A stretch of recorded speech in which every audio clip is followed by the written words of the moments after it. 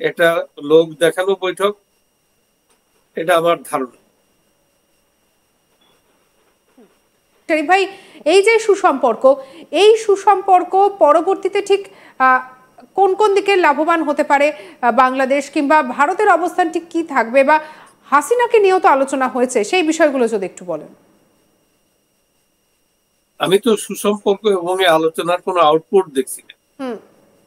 হ্যাঁ, যদি বুঝতাম যে মোদির সাথে আলাপের আগেই ইয়ার ওদিকে চিন্ময়ের বিষয়টা সেটেল হয়ে গেছে, তারপরে আরো যে ইস্যুগুলো আছে, অনেকগুলো ইস্যু আছে, সেগুলো তো কোনো কিছুই তো এরা কগনিজেন্সিতে নেয়নি।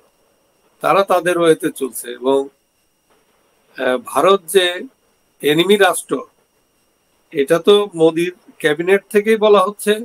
তারপরে মোদির চীন সফর থেকে আপনি কি বুঝলেন?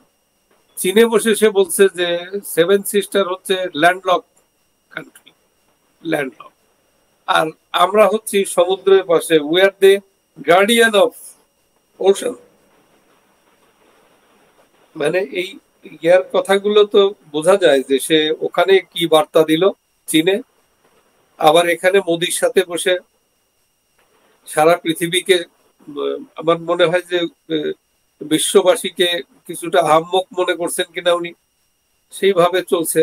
এরকম একটা আমার কাছে এই বৈঠকের কোনো অর্থ আমি খুঁজে পাচ্ছি না তো কোথাও। কোনো রেজাল্টও তো হলো না। ধরুন কোনো একটা চুক্তি হতে গেলে, যেমন যে ইয়াতে গাজায় যুদ্ধবিরতি হয়ে গেল, তারপর একটা রেজাল্ট পাওয়া গেল, মানুষ মুক্তি পেল, ইয়ারা ইসরায়েলি বন্দিরা মুক্তি পেল। এখানে কি দেখলাম? এই এত এত বড় একটা বৈঠক দীর্ঘ 8 মাস পরে, ধস্তাধস্তির পরে যে একটা বৈঠক, সে বৈঠকের আউটপুটটা কি, এটা তো আমি খুঁজে পাচ্ছি না। এই বৈঠকের ক্ষেত্রে কোথাও কি শরীফ ভাই মনে করছেন এই যে হাসিনা প্রসঙ্গ যেটা উঠে এলো, হাসিনা প্রসঙ্গ, তো এই হাসিনাকে বাংলাদেশে ফেরানোর কি চেষ্টা করছে ইউনূস মোদির সঙ্গে কথা বলে? এটা কি অন্যতম উদ্দেশ্য হতে পারে? হাসিনাকে ফেরানোর কথা মানে সে সাহস করে কিভাবে, এটাই আমি বুঝতে পারছি না এই আলোচনা। তো যা হোক, সে তো সাহস করছেই, করে যাচ্ছে, অনেক কিছুই করছে। চীনের সাথে ধরুন ওখানে কি বলছে, এখানে কি বলতেছে, এর বিষয়টা কি একেবারে আমার একটা মনে হচ্ছে যে সে, মনে হয় কি আমার, আমি দেখছি যে সে তো রাজনীতিবিদ না। একজন রাজনীতিবিদকে কিন্তু একদম সফিস্টিকেটেড এবং টপ মোস্ট ডিপ্লোম্যাট হতে হয়। ডিপ্লোমেসি না থাকলে সে রাজনীতি কি করবে, সে দেশ কিভাবে চালাবে? তো সেই দিক দিয়ে আমি তো দেখছি যে সে একেবারে, আমার মনে হচ্ছে যে সবকিছু ঘোলাই ফেলছে এবং লেজে গোবর লাগিয়ে ফেলছে। একদিকে সেভেন সিস্টারকে হুমকির মুখে রাখছে, আবার অন্যদিকে ইয়ার কথা, সুসম্পর্ক রাখা, মিথ্যা কথা বলে, যেমন যে হিন্দু সম্প্রদায়, তার কথা তো হিন্দুদের উপর কোনো কিছু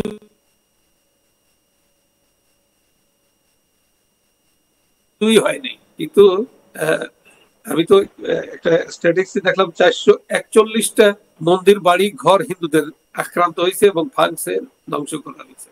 তারপরে কত মেয়ে যে শিকার হয়েছে। এখন তো হিন্দু নেই, এখন তো হিন্দু ছাড়াও সাধারণ মেয়েদেরকে আমরা দেখলাম ইয়াতে যে একটা মেয়েকে ধর্ষণ করে তারপরে তো সে মারা গেল মাগুরায়। কি ঘটনা ঘটলো! মেয়েরা তো ঘরের ভিতরও নিরাপদ নয়। তো এই যেখানে পরিস্থিতি একেবারে অ্যাগ্রাভেটেড, একেবারে মানে এটা কোনো মানুষের শাসন, এটা সভ্য সমাজের শাসন এখানে নেই। এখানে জঙ্গলি জিহাদিদের শাসন, এবং তারা যা ইচ্ছে করছে সেটাই তো করতেছে। পার্শ্ববর্তী দেশ হিসেবে তাদের যে একটু সংযত হয়ে কথা বলা, তাদের একটু রিয়ালি গণতন্ত্র প্রতিষ্ঠার জন্য, এই যে বিএনপি এখন যে বাংলাদেশের সবচেয়ে বড় পার্টি, আওয়ামী লীগের কথা বাদ দিলে বিএনপি তো বলেই দিছে, আজকে দেখলাম ফখরুল ইসলাম আলমগীর তো তুলে দিল, পরিষ্কার বলে দিছে যে এরা তাদেরকে ইঙ্গিত করেই বলছে যে এরা স্বাধীনতা বিরোধী।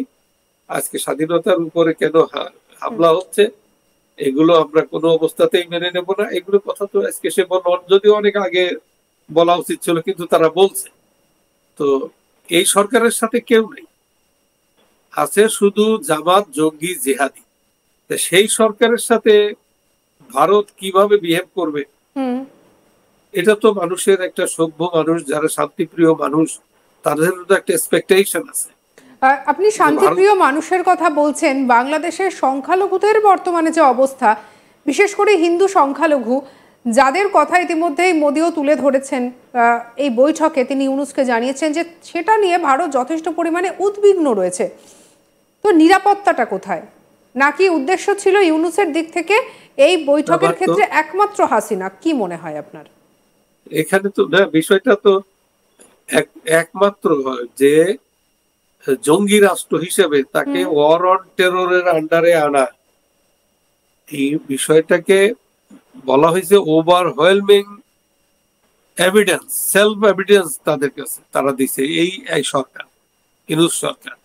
তারপরও যে অ্যাকশন কেন হচ্ছে না, তার সাথে আলোচনা, এই জিনিসটা কিন্তু একটু ব্যাকফুটে চলে যাওয়া, যে সাধারণ মানুষ এবং শান্তিপ্রিয় মানুষ, মানে সাধারণ মানুষের নিরাপত্তা, যা জীবন মালের নিরাপত্তা, এবং সেখানে জঙ্গি জিহাদিদের পরিবর্তে আবার যে একটা ডেমোক্রেটিক ফিরে আসা, ওরা তো একটা যুদ্ধের মাধ্যমে, ওরা একটা তথাকথিত যুদ্ধের মাধ্যমে ক্ষমতাটা ক্যাপচার করছে।